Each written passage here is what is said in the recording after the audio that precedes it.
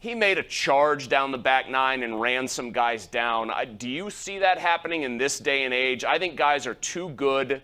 I just cannot imagine this happening, this win that I'm sure everyone would want to see, this incredible, miraculous comeback from a near-fatal car crash, really. I can't imagine it happening without some assists from other players not doing what they usually do. I agree. The field is way too deep. You're going to try to pick a winner. I mean, you can come up with 20 suggestions here. By the way, J.J. Spawn, who won yesterday in Texas, is plus 30,000 to try to win this thing. So that would be interesting.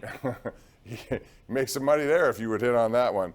Let's go out to our number one Cochran Go One Better call of the night tonight. It's Alan in Beachview. Alan, you're on the air. Go ahead. Hey, Bob. How you doing? Hi, Chris. Hey, Bob. The odds on Tiger Woods to win the golf tournament is 6,000 to 1.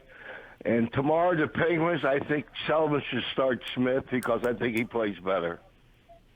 Alan, when you see that plus 6,000 next to Tiger Woods' name, what it actually means is 60 to 1. Right. So for anybody that's seeing plus 6,000 on Woods, that means 60 to 1, just so you know. What did you say it was for J.J. Spawn, plus 30,000? Plus 30,000. That means he is 300 to 1. Which is just so everybody knows. You're going to get. I mean, they don't really go too much higher than that. I mean, he's in the field, but I can't see that happening. But if you have a few extra dollars, speaking of bets, Bob. Yeah. Speaking of bets, man, do I feel like an idiot not putting, I don't know, $100 down on North Carolina at the start of the NCAA tournament to win it all at 100 to 1. I mean, that should have been an automatic, just like, hey, if you've got the money to burn, why not give it a shot? They just reeked of that Kentucky team that made it all the way to the Final Four in the national title. What was it, the semis or the national title game? Or how about that beat UConn Wichita team? State? Remember the UConn team that got in hot at the Big East tournament and they went in and boom. Anytime you've got a team that's a blue blood that's seated that low, that has a couple guys inside that can do their thing and guards that can take over, I mean, you have to take a risk on it, and I'm kicking myself that I did. By the way, that I didn't do it. So I just saw Craig Meyer, who covers Pitt basketball for the Post-Gazette, tweet this, and he's right. When you do like those behind the music specials about a band's low point and then their rise back to glory, maybe they all found themselves in a trashed hotel room after a horrible show. North Carolina losing to Pitt in a game they were never in. That's going to be their low point that everyone Hubert Davis will say, when we got shellacked by Pitt, that was a real wake-up call to our guys. They realized they couldn't just sleepwalk through games, and they were disgracing the Tar Heel name. There's no question. And they've been 11-1 and now on their way to 12-1. Although I got to say, Kansas did not play a very smart half of basketball.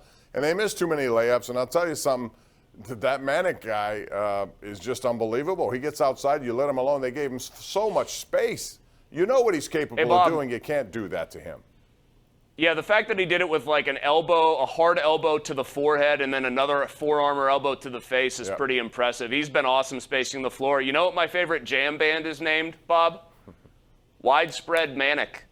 That's a very niche joke for this show, just so everybody knows. You should have bet a prop bet on him tonight then, because he was available. He's been a heck of a player. Listen, they really do. They have all the ingredients. They have Baycott, who obviously can dominate anybody. They have guard play that can go with anybody. Leaky Black is a phenomenal, lengthy defender. And then Manic, you have somebody that's that big, almost 6'10", and he can shoot the way he can shoot, and he still plays tough inside. You've got every ingredient you need to make the kind of run that they're going to make, it looks like here, and finish off tonight.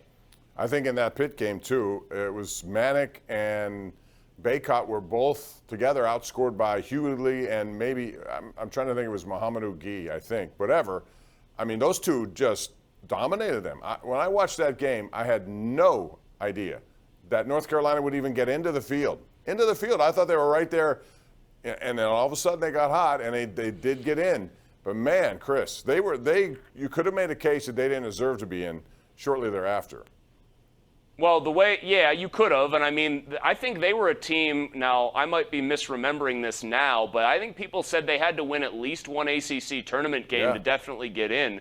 They manhandled Duke, and I think that put everybody on at least a little bit of notice. Hey, this team might be scary. But then they had to finish a little bit of business in the ACC tournament to make sure that they got themselves into this thing. But once they went into Cameron on Coach K's last home game of his career and basically strangled the life out of Duke in the second half, it absolutely should have served as a warning that they were a force to be reckoned with. The only thing I thought about that, I thought given that game on Saturday, that they would be emotionally somewhat spent coming into this game tonight. And I do think Kansas, I still believe, is a better team when they're playing the way they're playing. But, man, they're on a roll that's hard to knock them off right now. We got to take a break here, Chris. When we come back, we'll get into some other stuff, including the Pirates, as they're about to begin the regular season. How many wins does Chris Mueller think they will get? How many losses? We'll talk about that when we come back right here. It's the Ireland Contracting Nightly Sports Call. Nightly. Call us on Pittsburgh CW and 93.7 The Fan.